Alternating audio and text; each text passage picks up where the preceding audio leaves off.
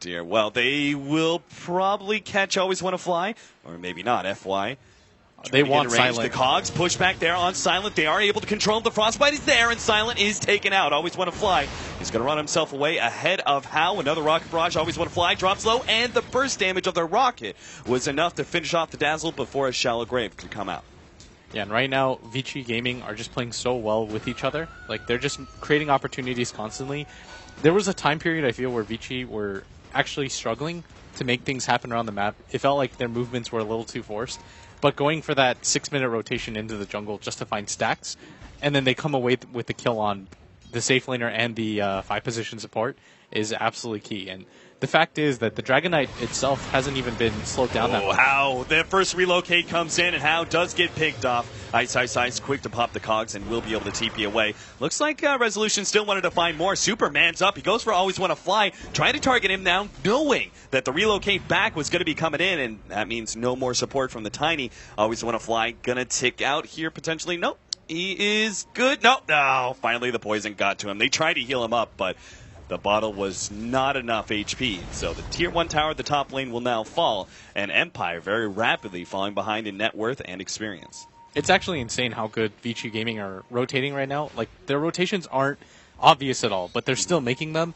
That smoke gank into the jungle to pick off the safe laner, the fact that both supports are rotating like they are, Yoki. and even this bottom gank. Yeah, he's caught out entirely. Yoki, he's going to turn around, throws out the Fisher, but not even that lands. Very sneaky setup from How, throwing out the call down first. Yeah, now they're finally starting to do some stacks, but they do have one decently sized stack to go to, but it's not even like Resolution is very farmed in comparison to the Dragon Knight. The Dragon Knight has 3 kills and a tower, despite being dual laned against one of the more fearsome dual lane combos, and Empire are definitely not satisfied to see how this early game has gone for them. I would say they're quite lucky that they did not get a single golem in this medium camp stack. Every single one. Centaurs and the like. So Tiny's going to be happy with that, at least that small bit of luck, but it's still Vici Gaming. Oh, they got to be careful about going for this rune. Yeah, Super's here. Hookshot already being laid down. They're going to try and pop Aloha Dance immediately. The Cogs push back, but Aloha Dance still gets enough time to pop the wand. And there comes the Queen of Pain, blowing up the clockwork. And now with the extra damage, they'll kick out the Dragon Knight as well. 2-for-1 trade-off with the Wisp going down. Well worth it for Team Empire. Yeah, I actually thought that was going to go poorly for Empire, but every single person rotates for that rune. They spot the danger that's imminent and Silent, wasting no time to blow that ultimate.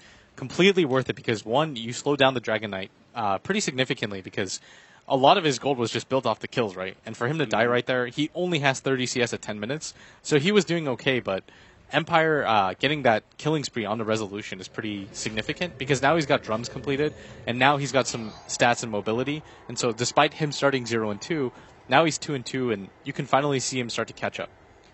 So they go back to farm up the jungle. And this also means, well, I was going to say that middle lane is open for someone else to take, but Empire going to continue to be aggressive. They go on to Hal with the relocate in as well. Double Fisher, stun, and the Echo Slam on top. They're going to lock down FY and try and finish off as well. But Super comes in, nice Shallow Grave in order to save Aloha Dance. And FY does die in the end, and it seems like Empire will be able to get away scot-free. Super still looking to be able to chase down somebody. Resolution, yeah, he wants to fight this one. He's got a combination in second. Long range stun gets laid out. Now as Fisher comes out on top of the combination for the Tiny. Super almost dies. A hook shot in. Super finally going to take out from Silent. Silent now needs to make a blink away. He will have that up now. So Tiny dies, but they get Super in the end. Empire's still very low, but between the heals of the Wisp as well as the Dazzle, they'll get back up to a decent amount of HP, but no more opportunities to continue and fight. Team Empire still happy with the way those battles are going. Oh, for sure. The gold change, I mean, they got 1,000 off of that. It was well worth it. They managed to pick off How at the same time. It's just good rotations, good rotational play by Empire, and Vici had the lead early on, but they have to respect that combination. The relocate coming in, they didn't even care that they landed in the middle of the call down. Like, they're still willing to just blow up How and then take the advantage from there on out. Yeah, I mean, ultimately, if the stuns are already there, like the Fisher, the slow doesn't mean much to the Tiny Wisp, and the damage, honestly, doesn't mean much either when the Wisp is able to just instantly heal you up and kind of refresh some of that mana as well. So the Tiny has definitely made a great recovery, now sitting above both Super and How.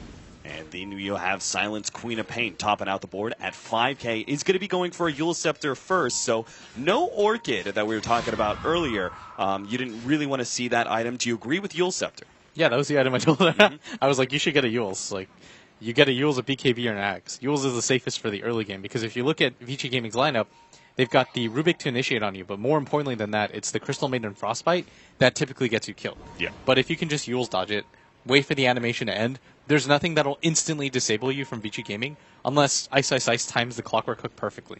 But at top, they should be really careful right now as Resolution, if he gets initiated on, Aloha Dance actually looks like he wants to be the target, and Ice Ice Ice is coming in hot. Yeah, they know if they go on Resolution, there's going to be a relocate save. So they sneak around behind and try and go for Aloha Dance first. Great setup from Ice, managing to land that hook shot beautifully. Oh, the damage there. Those two supports. If they had actually gotten a double kill on that, that would have been a very impressive turn. But FY will live. Fenrir also going to be just fine. So great pickoff there for Vici Gaming. Not going to be laying down to Empire's aggression. They respond with a smoke ink of their own.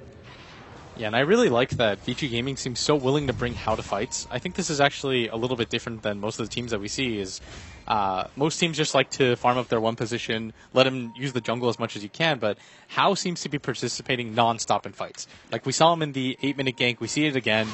They're willing to bring him to the ganks because they realize their support duo without him is actually quite weak. Like they've got a Rubik and a Crystal Maiden that don't independently do too much damage, and so bringing How along, you have some lockdown, you get the Rocket Barrage off. It's almost always a kill when they see it coming. Silent, that Yule Scepter is coming in fast. He's going to farm up the rest of these neutrals and will be able to pick that one up. Super, meanwhile, is he going to be going for an early BKB here, or is this the Sange? What about the Glimmer Cape build that was quite popular in China and actually made it over to the Western scene as well, where you would go Glimmer Cape and then break it apart for the Shadow Blade? Is this just not a Shadow Blade game? I think that it's not a Shadow Blade game. I think that going for... if you're going to get the Shadow Blade, you would have done it first. But I think going for a BKB here is a really safe option. Because if you're taking a look at Empire's damage, most of it is magic damage. The only source of physical damage is from the Tiny, who typically isn't going to be able to get the Aghanims as a first or second. Like, he's not going to be able to get it until after the drums minimum.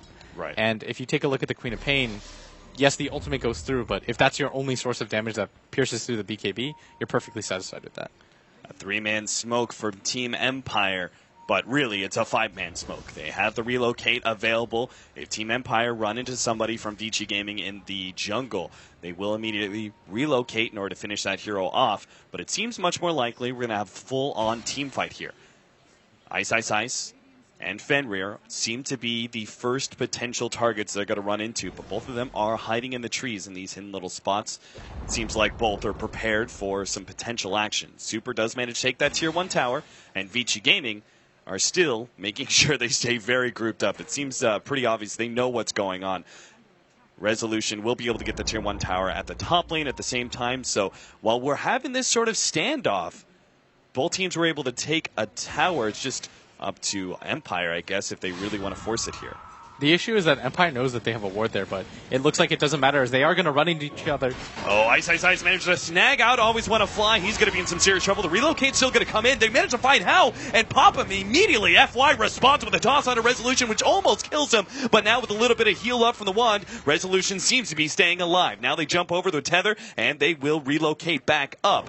Both Yoki as well as the Queen of Pain will be able to run themselves away as well. So despite the fact that it was kind of an awkward way to start that fight, it actually turned out quite well with the relocate being on the money. Aloha Dance jumping immediately into that neutral camp meant that they had quick access to How. Now Super comes forward, trying to challenge Resolution alongside Fenrir, but they don't have the catch just yet.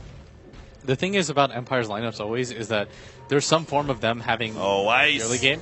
Nope, never mind. He's going to be good. There's no way they can actually get to him. So, good TP out. He's been very good about keeping TPs because he knows there's a little bit of a lack of stuns because he's been facing up against a Dazzle and Queen of Pain constantly. I think Silent had the Yules up, though. I'm not sure. Maybe it was on CD. But I didn't see him use it, but it might just be my mistake. But as I was saying, it's really tough to fight Empire in the mid-game because their drafts are so oriented around having almost 3 supports rather than the 3 cores that we typically see. Right. Like they pick Resolution or Silent often really hard win positions, and somebody has to lose out on farm, right? And that person is almost always going to be their offlaner. Like, every single time he plays the Axe, the Clockwork, the Sand King, the Earthshaker, some sort of initiation role. And so yeah, Clockwork doesn't need much farm, and then Sand King as well as Earthshaker only really need Blink Dagger, so they operate kind of fine without too much farm. Yeah, exactly. And so it's almost like Empire have 3 supports, just 1 super greedy supports. It's like they have 2-4 players, and in the mid game that helps so much when it comes to team fights because you only need that one item to really make an effective difference. And it's funny because those heroes, especially the Earthshaker, I think, like, you can still have a very large impact as an Earthshaker with just a Blink Dagger, even if it is quite late game. So it still works out that even if Empire do get late, you don't really feel that 3 supports lost too much. It's not like you feel like you're missing too much of a core. Now, they almost finish up the Aghanim Scepter for Resolution. Team Empire, do they curb their aggression at any point in time and try and finish up this Aghanim Scepter, or maybe even try and farm up an AC before they continue to go? Because I almost feel like it's a little bit of pressure is on Vici Gaming now to try and be the aggressors and try and take those tier 2 towers with their push. If you decide to go for dual BKBs like Vici are doing on their cores, and the Blade Mail, this is pretty much built so that you can win the early engagements. So it is kind of on Vici. The onus is on them to at least get a little bit more aggressive than they have been, especially since DK just isn't a flash farming core. Like, you do want to get aggressive, take towers. That's the point of the hero. Whereas Tiny, he's naturally going to build tanky because drums, treads, and Aghanim Scepter is just a ton of stats. And so he doesn't necessarily have to go for the BKB, especially because he has the Wisp backing him up. So it's less important for him to just straight up build into that BKB, meaning he'll transition into the late game a lot better and a lot stronger because his BKB timer will naturally be longer, right? Right. So for Vici to both go for BKBs early on, it does mean that by the 30-40 minute mark, those are going to be 5-second BKBs, and they won't nearly be as effective. So I think the onus is completely on Vici Gaming to at least get aggressive, and you're seeing that right now. Like, I think the smoke attempt is meant to pick one off and then go for Roche or something like that, but they'll be satisfied with the stack at the same time. Yeah, I'm taking away that from the Tiny with Aghanim Scepter is going to be a good setup. Ice is sitting in the trees, ready to go, essentially, if anybody shows up. But in the meantime, they'll just be happy with that stack, as you said. Do they try and go Roshan? Is that one way to force it? It is a little dangerous, though, against a Tiny Wisp, right? Simply because they can just push out the side lanes real quickly and easily get a tier 2 trade-off. I think if they had found, like, 2 picks or something, they would have, but, at top, how's going to be the... okay, never mind. I think, like, if you had a Medallion or some other heroes, but a Dragon Knight and a Gyrocopter that both go BKB probably aren't enough to accomplish that. Just not enough physical damage yet from them. There's no natural Medallion builder on their team at the same time. Like, Empire have the much easier way to go for the Roshan. True. Speaking of that, Empire may want to Roche if they find a pick-off here. Silent has already run into Ice, but Yule Scepter, and that's about it. Silent blinks himself away. Still, though, they've bought some space. They see a couple of heroes. They probably presume Vici Gaming also try and group up after seeing something like that, and this will leave empty space for Resolution and a little hot dance to push out the bottom lane. Yeah, they're just farming more efficiently because Vici Gaming are afraid to lose a fight at this point. And if you split up against a Tiny Wisp that have Ags, you're just asking to die. Or you don't want to pop your BKB charges early on because it delays any sort of death ball push that you want to do even further. And you can see that Empire preparing for that just with the way that Silent is building. He's going to go for the Aghanim Scepter second. And oh, nice toss forward. Beautiful setup on Silent. That is creativity in action. The toss combinations at work. The instant stun followed up with the Dragonite. And now, with the loss of the Queen of Pain, Empire are very unlikely to fight. I mean, you already said Vici Gaming are built to, with the double BKBs to try and force fights. Now, you already don't really